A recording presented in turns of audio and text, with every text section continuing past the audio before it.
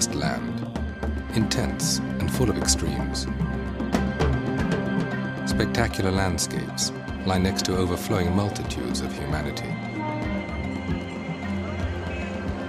Wretchedness and decay blend with astonishing wealth. Side by side, one finds overwhelming noise and deep serenity, cruelty and kindness, dark ignorance and the highest wisdom. India is a land of paradox. Where else can one witness the sight of a prisoner weeping like a child in the arms of his jailer? But this is not just another Indian paradox. This is an entirely different story.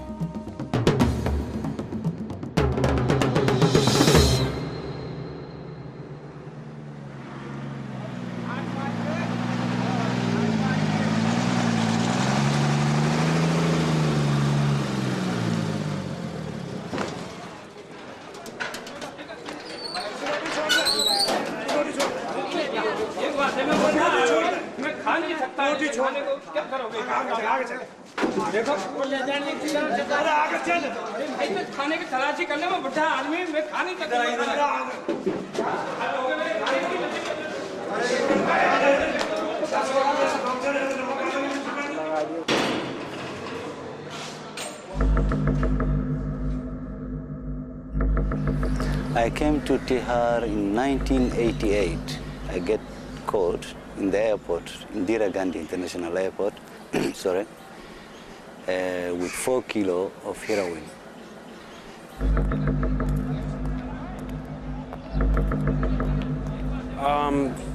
Put here on NDPS charge for allegedly possession of some chairs.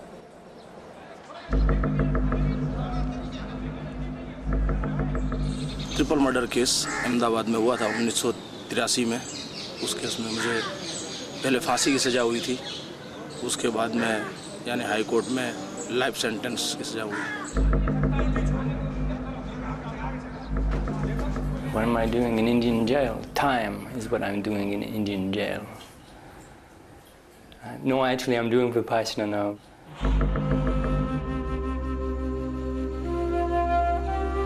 We are all prisoners, undergoing a life sentence, imprisoned by our own minds.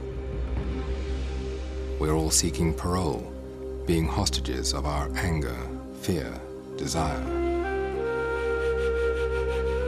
Is there anyone who doesn't crave at one point or another to take something that is not his?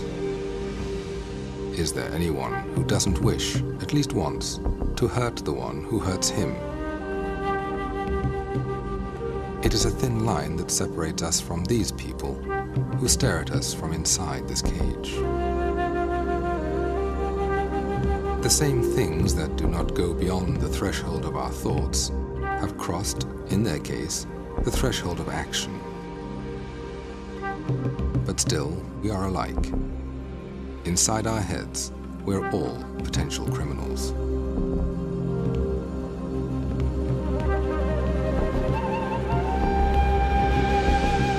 This is Tihar Jail, one of the largest prisons in the world. 10,000 people are imprisoned here. 9,000 of them are still awaiting their trials. The wheel of justice rolls slowly and heavily in India, like an overloaded truck. A pickpocket may find himself waiting for 6 years in order to receive a 1-year sentence.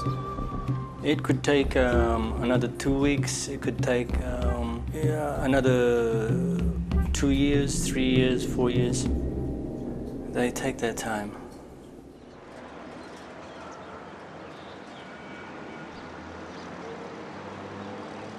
Located in suburban New Delhi, Tihar is India's best-known high-security prison. Due to its large population, it is divided into 4 separate jails. For decades, Tihar was notorious for its inhuman conditions. It was branded a veritable hell.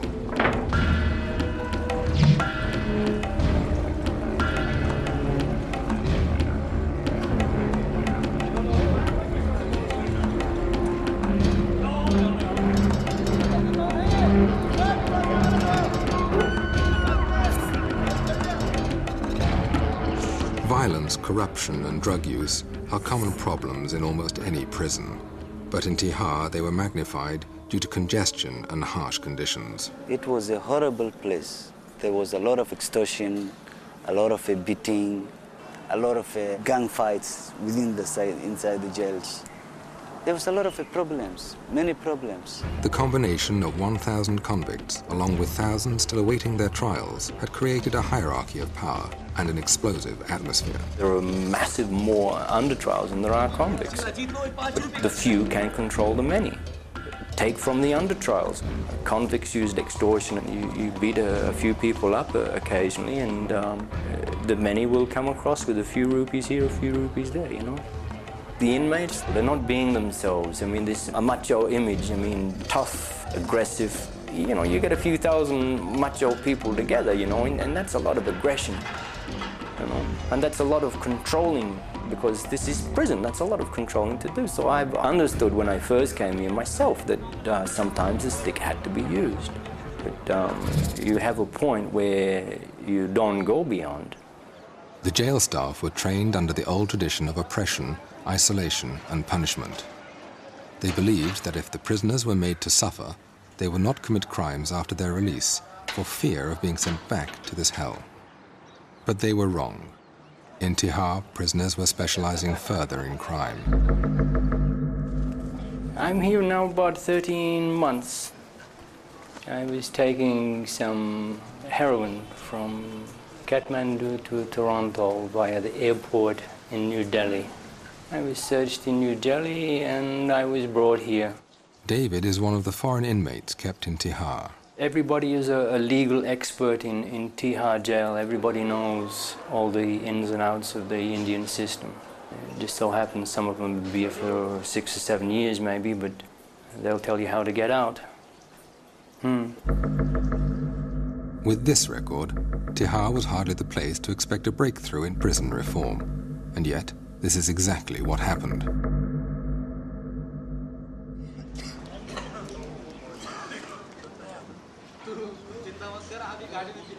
In May 1993, a new Inspector General of Prisons was posted.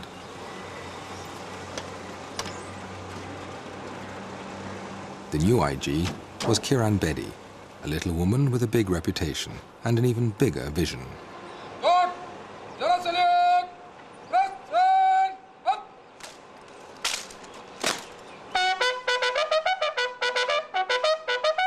As India's first woman police officer, Bedi has always attracted controversy, using unconventional methods to achieve high goals.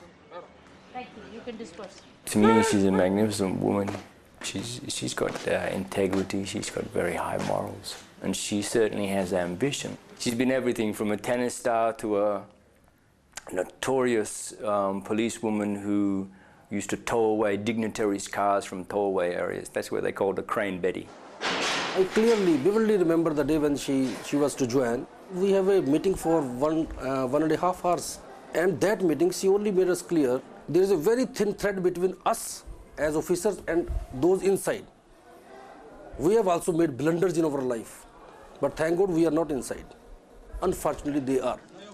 Right from the start, Bedi told her staff that she intended to turn Tihar prison into a place for personal development, an ashram. I started to share with them my vision of a prison. I held my meetings, first of all told them that you're going to work as a team, work as a family. Asking them, are they aware of what their whole job priority is? What are they meant for? Are they here as watchmen or are they here for a larger job? Ever since she took office, she did a lot of a transformation. She's a person who solves problems. If you cannot solve a problem, that you are part of the problem yourself. We kept using a lot of love and care, actually giving them love and care. I allowed them books, canteen facilities, better medical care, clothing, radio, outside visitors. Before we were regarded here as, I don't know really what to, it's beyond description of the words. She showed us that we are human beings. And therefore, we deserve to be treated as human beings. I've talked to them, I've shared with them, I've read with them, I've laughed with them, I've sung with them, I've even danced with them. is to make them feel as normal as they should be feeling. Why? Because after all, when they're going out, they have to go into normal society. So how can I keep them bottled up here and expect them to be normal when they're going out? I must release them as normal human beings, or if possible, even better human beings. This is a general feeling that those who have done some crime, they should be punished. This is fine, they should be punished. But after punishment, what? They will not live in jail all through their life. They will come out in the society, and if they are not reformed, they will commit more crimes. The atmosphere in Tihar had improved, but Betty knew that all material solutions are always partial solutions. She was seeking a deeper change. Human mind needs its own food. Human mind needs positivity. Human mind needs some higher thinking. So this was all I knew, because that's what my mind needs. Many of them did not know the way to change. They are ready to change. They said, we want to change. But how?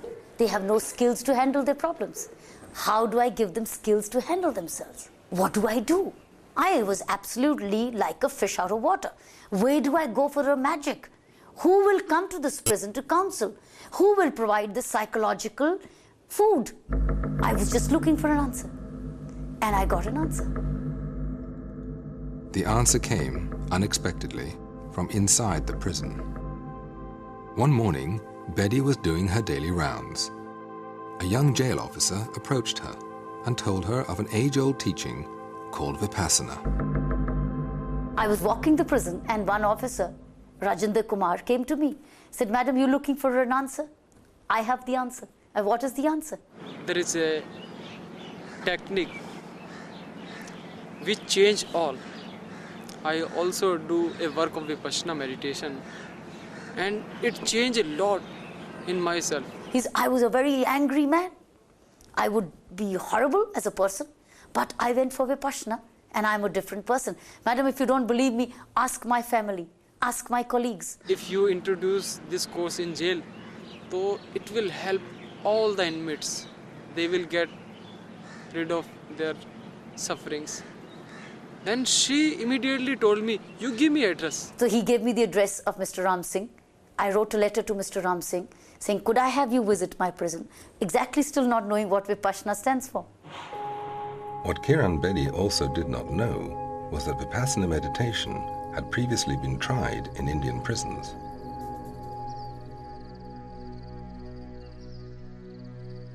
Vipassana is a journey of discovery, taken with closed eyes.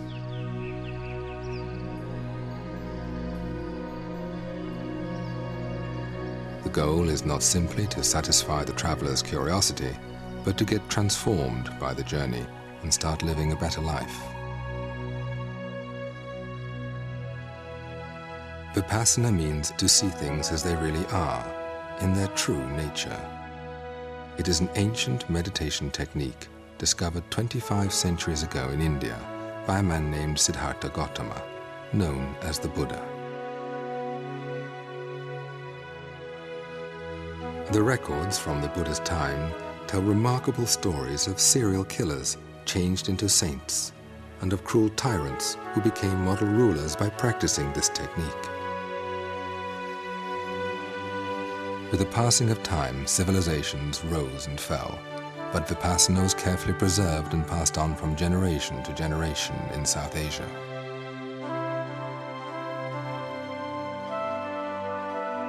Today, it is taught by S.N. Goenka, an Indian who was born and grew up in Burma. Mr. Goenka learned Vipassana from his Burmese teacher, Sayaji Ubakin. In 1969, Mr. Goenka arrived in India and started teaching Vipassana. A few years later, he was given a challenge by the renowned Indian leader, Vinoba Bhave, to teach Vipassana to youngsters and to hardened criminals. I said, "I am here to serve. If you can arrange, I will teach the hard criminals in the jail. I will teach the students." He arranged in the school, and it was very successful.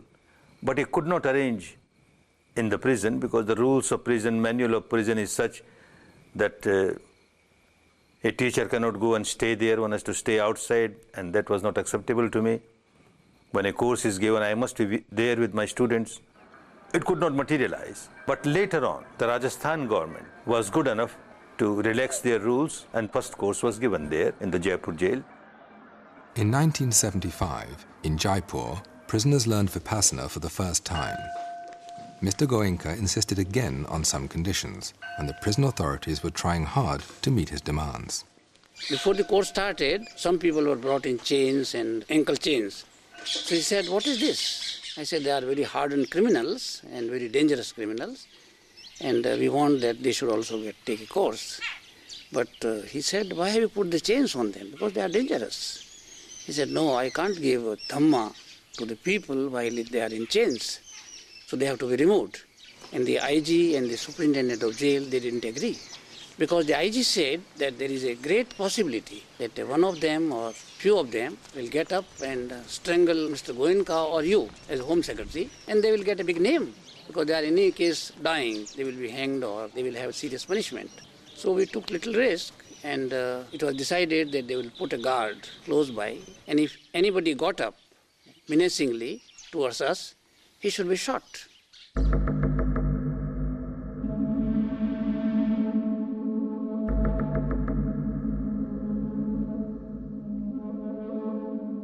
Fortunately, no shot had to be fired.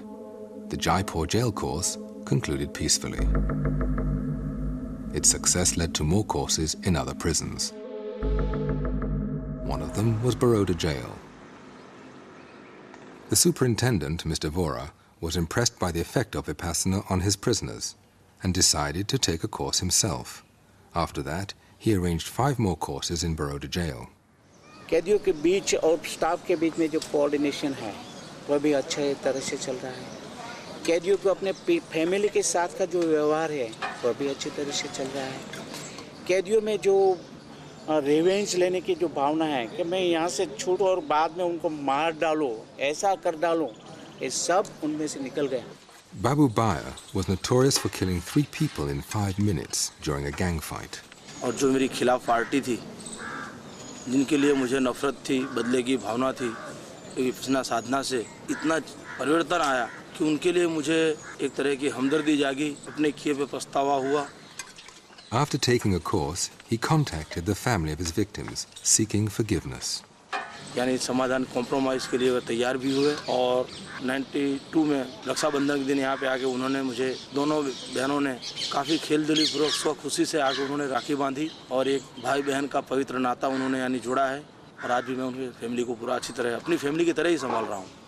क्षमा देना और क्षमा आपना ये दोनों बहुत मुश्किल काम है. जिसका हस्बैंड मार डाला है, जिसका भाई मार डाला है, उनके हाथ में, उनके मुंह में राखी बनना, उनके मुंह में कुछ स्वीट डालना, हिम्मत वाली बात.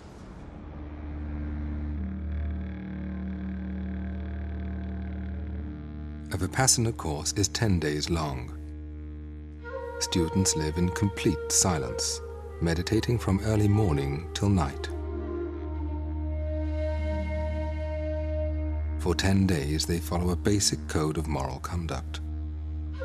They abstain from killing, stealing, lying, sexual activity, and the use of intoxicants. Without a base of morality, the mind will remain too agitated to investigate the reality within. Any physical or vocal action which is unwholesome, which goes against morality, which is immoral, starts with a impure mind, a negative mind. So you kill somebody, you can't kill somebody without generating tremendous amount of anger or hatred in you.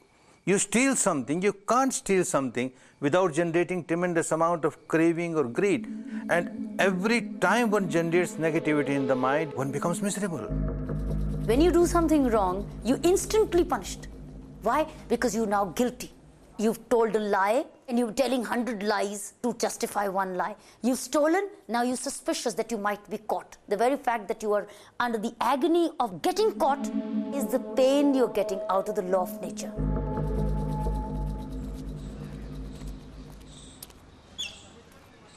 Back in Tihar, Kiran Bedi was preparing the ground for a Vipassana course.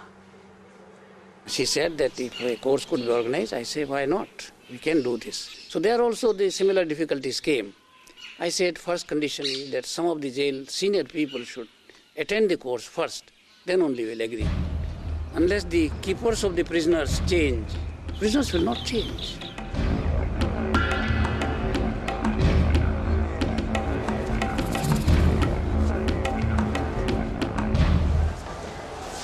Your search should be more effective, your officer's search. Kiran Bedi was not afraid to experiment with new ideas. She sent some of the more stubborn and aggressive members of her staff to a Vipassana course held outside jail. When these men returned, colleagues and inmates alike found them to be much more calm and positive. There was actually stories of a couple of officers, that were caught doing the wrong thing, like smuggling beedies in because they pay money for them, and, when they're on such a small wage, this is good for them. And I think she was going to sack these people or, get rid of them. She gave them a chance and said, if you want to keep on working, you have to do this and this and this.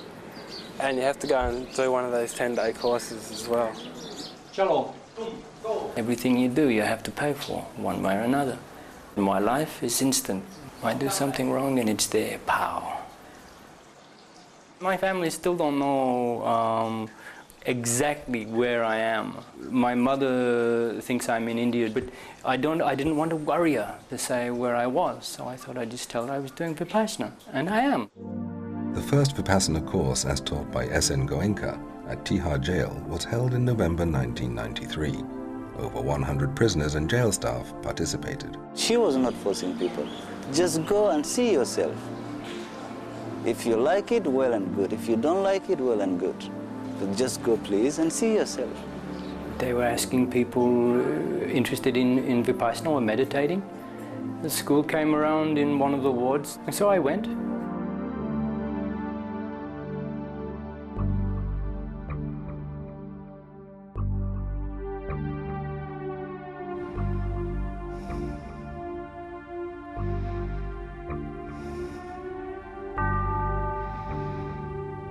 At first, all one is asked to do is to focus on one's own natural breath, to feel it coming in and out of the nostrils, and to maintain this awareness for as long as possible. Sounds simple, but it's not.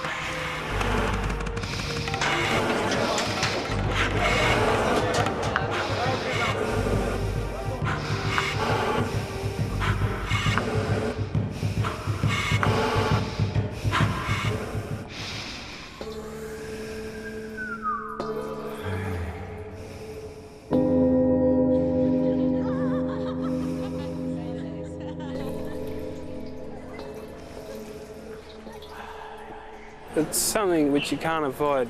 You can concentrate for so long, and after a while you don't realise it, but your mind wanders. And it's after a while you say, hey, you're supposed to be back here, concentrating, and so you come back to it. Then you find yourself, you're off wandering again, thinking about something which you're doing back home, and then hang on, you're supposed to be back on the meditation. When one sits down to be still, an endless stream of thoughts wells up in the mind. Memories, hopes, fears start flooding in.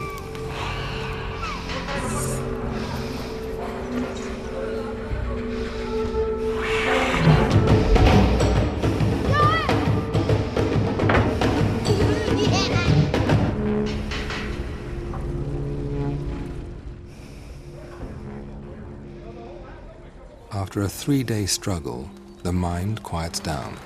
Thoughts become faint, faded, like passing clouds. By focusing for so long on the small patch of skin below the nostrils, the mind becomes so sensitive that it can feel the subtlest flow of breath.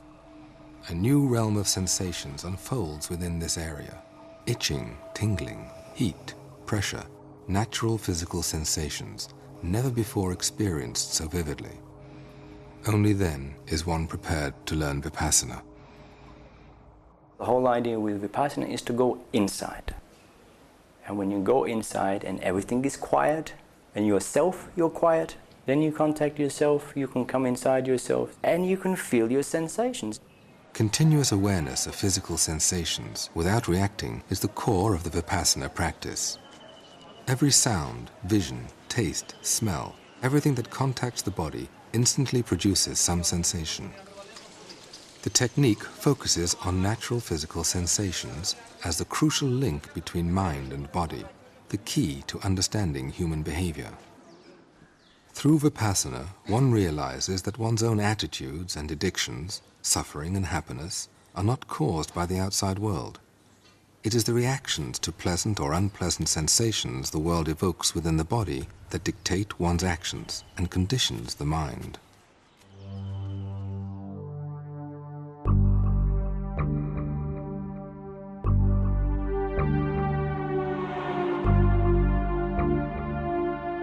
On the fourth day of the course, Vipassana is taught.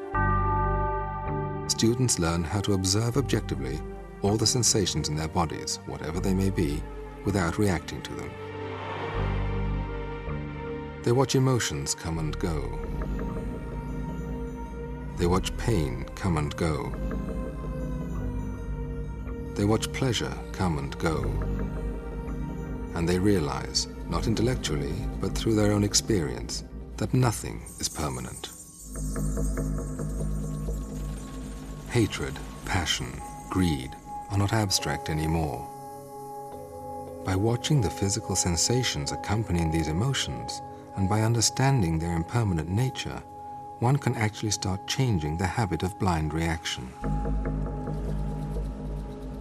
Between the two poles of expression and suppression lies a third option, mere observation.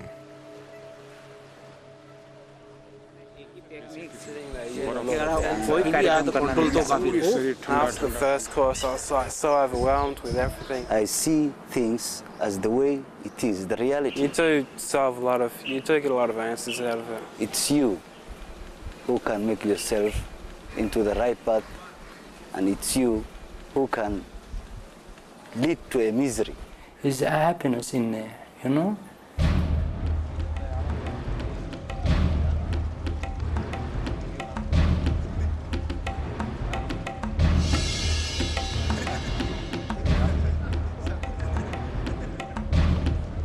After the course, it was no looking back. Even for us, it was saying, hey, thank God we found a remedy.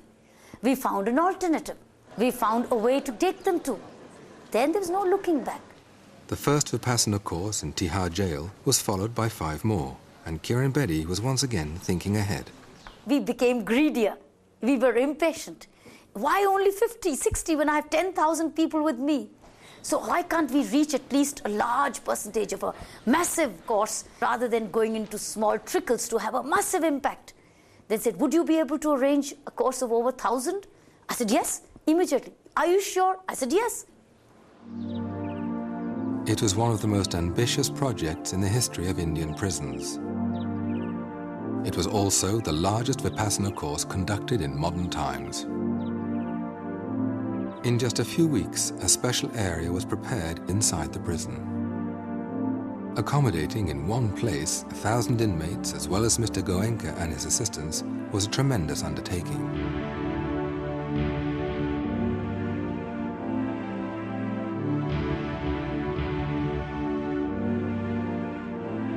Nobody could believe that 1,000 prisoners could be put together and kept at a place because it's a grave security risk.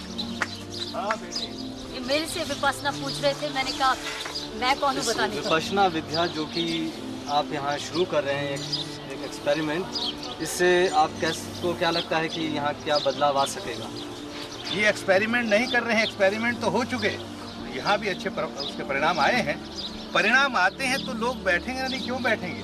10 दिन तक किसी को कहना तो मौन रहो, बिल्कुल नहीं बोलना, घबरा जाएंगे नहीं बेचारे। उनको कुछ मिलेगा तो बैठे, और मिलता है, खूब मिलता है। खूब तपना है, तपोगे ना? बहुत सुख से होता है। He pretends to be no saint. He is like a simple, humble teacher. He's not expecting anything in return. The way he's done it for prisoners for 10 days, he's lived in the prison for 11 days. He and his wife together. And it was no comfortable stay.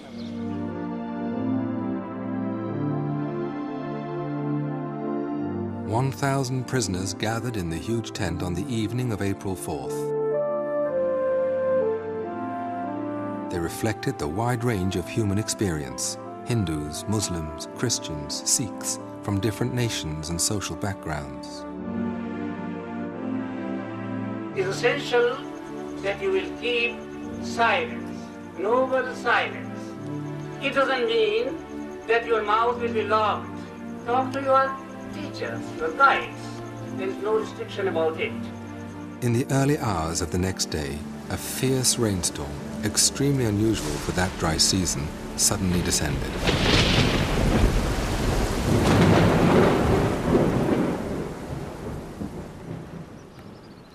The tent collapsed.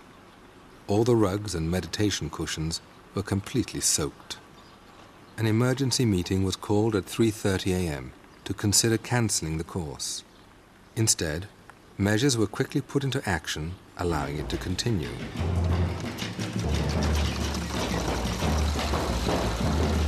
When the weather cleared, a massive salvage operation was launched.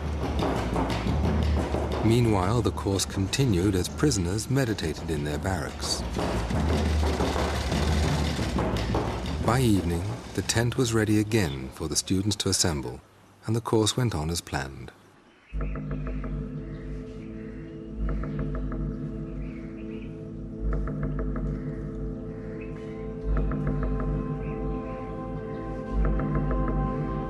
Nine days later, it was apparent that something unique had been accomplished.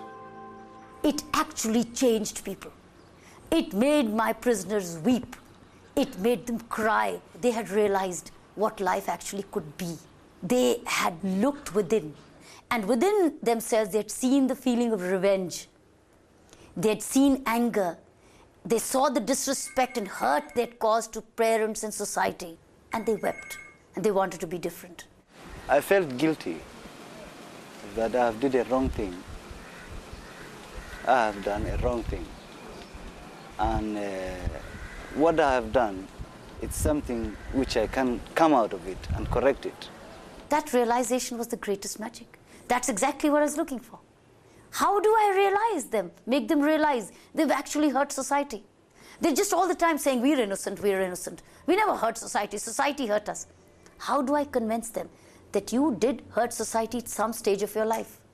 Therefore, the law of nature has had its course, you're getting it today. So they learned it in Vipassana. I didn't have to say anything. They went up on the mic and said, we hurt society, but we seek forgiveness. That was the greatest magic. When the course ended, 1,200 participants and international guests witnessed the inauguration of the first Vipassana center to be established in a prison. Within 3 weeks, it began to offer Vipassana courses twice a month.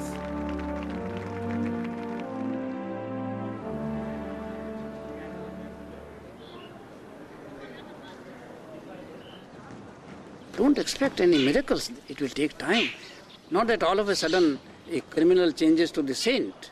The beginning of change is there. And again, the environment in the jail is so bad that even if one course, it doesn't change the whole environment. So unless the environment is changed, other steps are taken, facilities given for their regular practice, then real change will occur. Vipassana courses, as taught by S.N. Goenka, are alike everywhere in the world. The same rules, same timetable, same instructions. The workers who serve the students during the course are volunteers who have already taken the course themselves.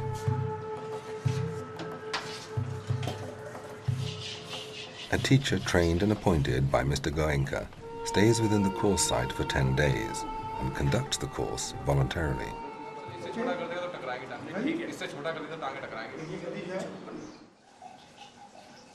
Nothing is by accident, you know.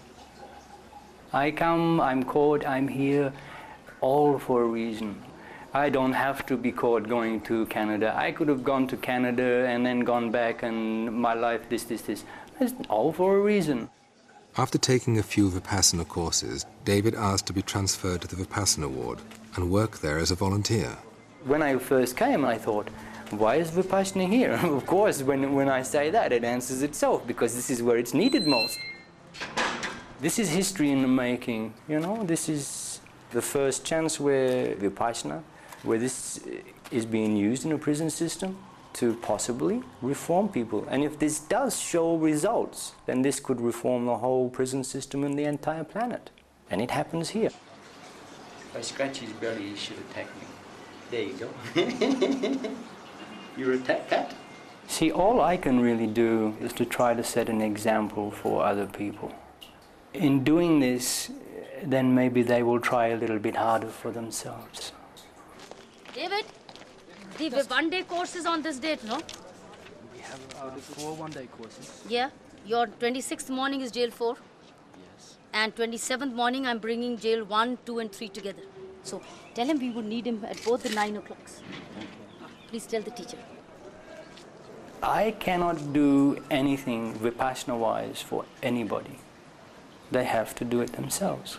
The bottom line is you can't help somebody unless they want to be helped. And the Vipassana, if you can get through to them, is for themselves to get inside themselves to help. Twice a month, prisoners from different sections of Tihar arrive at the Vipassana ward to take a course. Some of them have done this a number of times. Each time they follow the same program. What differs is the personal experience. I call them bhikkhus when they come here, which is the monk, because this is in effect what they are. For 10 days they become a monk. A lot of people are under the impression this 10 days they come over here is so easy. It's not. You have to work. There's no sort of lazy way out of it. And actually going on the course sort of forces you to work. It's like being thrown into a swimming pool. You know, you have to swim then. It's not a matter of saying, yeah, I will learn to swim, I will learn to swim. It's when they throw you in the pool, that's when you have to swim. So when you go to this course, you have to do the 10 days. Next to the silent bubble of the course, on the other side of the wall, prison life flows along.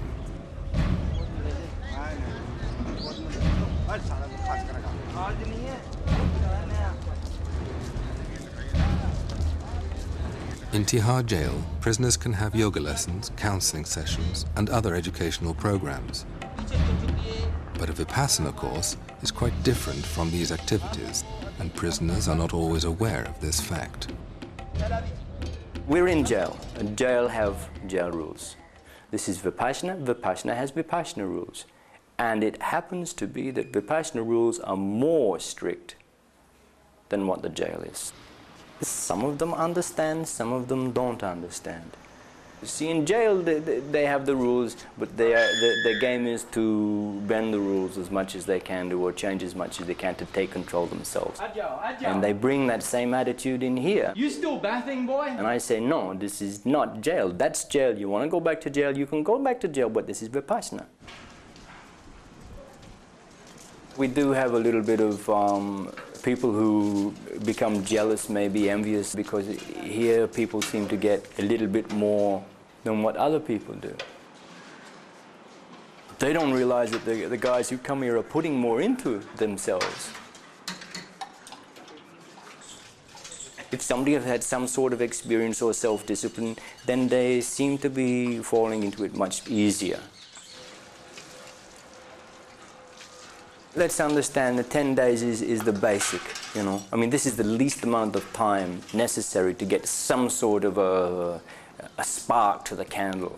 And sometimes that spark doesn't ignite. Maybe you need another spark, another spark. But after a couple, the light starts to flicker, it grows, and then the candle is lit. Change does not come easy way. Change takes a time. And as I told you earlier, that this revenge, which I had, and anger, quick temper, is still subsiding. I'm not telling you exactly it went off completely one time, bam, I did a Vipassana, I sit down and it just went out like that. It's still subsiding, subsiding, subsiding.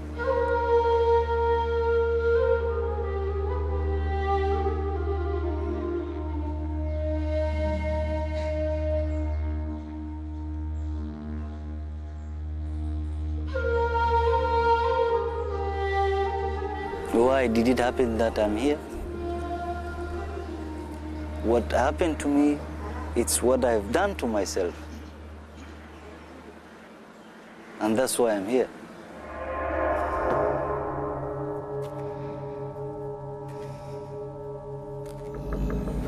I don't trust people as I used to do. Sometimes I meet them and they treat me not good. And I think if I have a vote, I would just pull the pin and let the whole thing explode, that's it, and start all over again. Vipassana keeps trying to bring me back away from this distrustful people.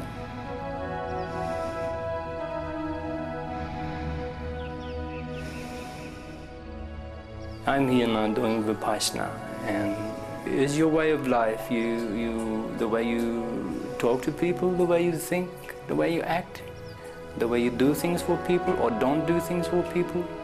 The art of living, they call this.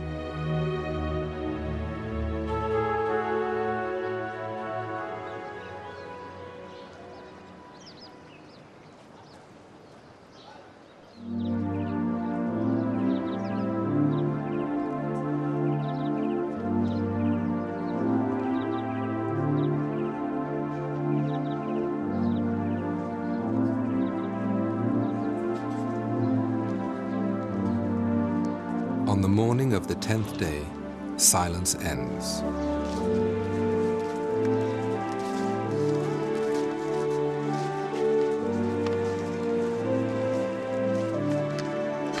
On this special day, it becomes clear how long a journey it has been.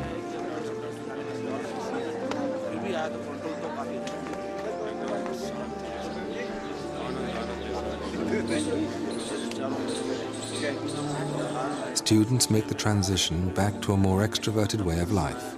For the first time in 10 days, they can actually talk and share experiences. परंतु जब दूसरा दिन हुआ तो इच्छा हुई भाग जाऊं यहाँ से, पर कोई रास्ता निकला भागने का। फिर मैंने सोचा अगर फंस गए तो क्या करना, इसको देख लो ये क्या चीज है आखिर, जिससे इंसान खुद ब खुद अपना दिल और मन को टटोल कर ये देख सकता है कि मैं किस रास्ते पे जा रहा हूँ. It was a great opportunity for me being here. Before I used to regret. Now I'm not regretting it. There is no any regret within me. That yes, it happened and I did this mistake. So right now I look in future ahead. Actually, I come from a very orthodox Muslim family, and my parents, when they used to pray, and I was a very curious child. That you are praying and this person whom you are begging always, where is he? Is he upstairs? Nobody see him, and why can't he listen to prayers? Why is he prejudiced? I was looking for something which have a universal appeal, something which doesn't condemn other religions, saying that this religion is bad, this ours is good. Actually, I found what I was looking for. For all these years, the thing which has been bugging me, I found the answer here. Before, I used to feel a lot of self-pity about being inside jail, you know, thinking, why should this have happened to me, all this sort of thing. Having the Vipassana course, it's like,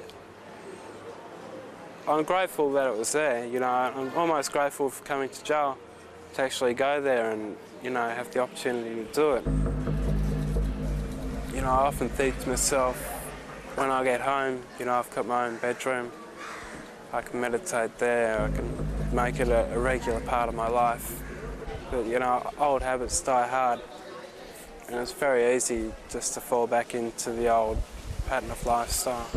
So, before I leave here, like, I don't know when that could be, you know, there could be a chance next month or middle or the end of next year, but actually what I'd really like to do is go to a course, complete the course, and then, like, the very next day to be able to walk out of jail. I'd go out in a very good frame of mind, not a bad frame of mind which this place can create. You know, this coming to Teha, it's a lesson in life I'll never forget. You know, in a way it's a great experience, but it's just gone on for too long now. You know, I'd really like it to finish and so I can go home.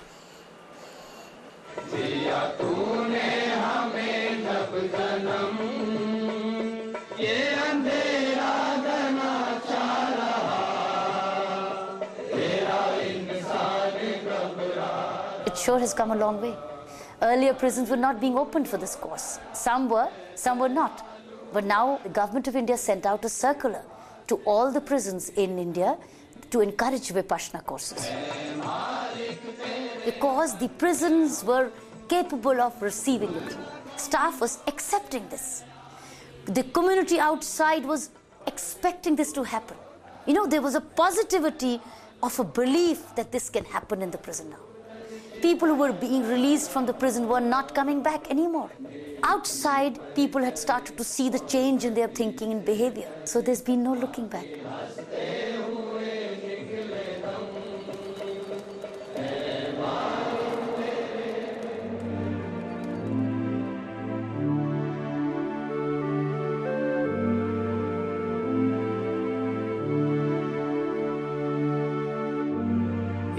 Technique which is effective here will be definitely effective anywhere in the world.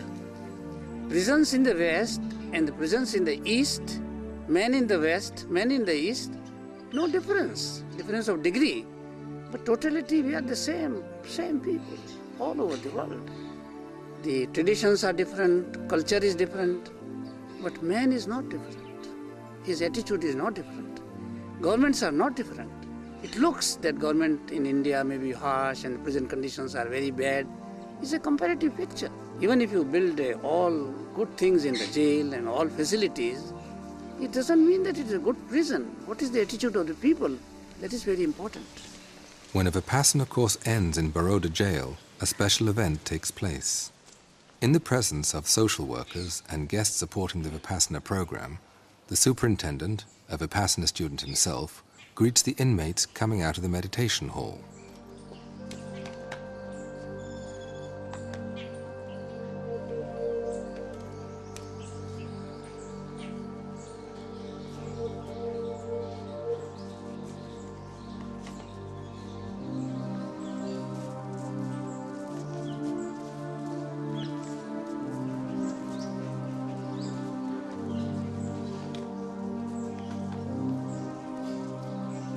In this country, physical contact between people from such different backgrounds is unthinkable.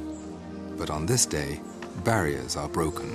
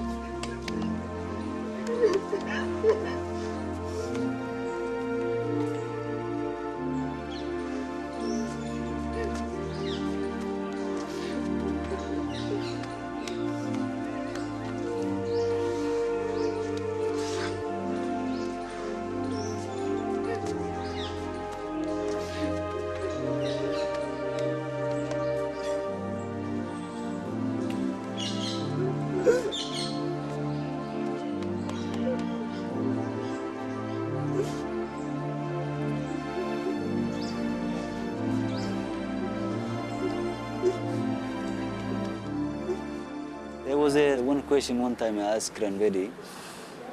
I asked her about, I say, Madam, how many people in this world you think that they are doing? They are just here in this world.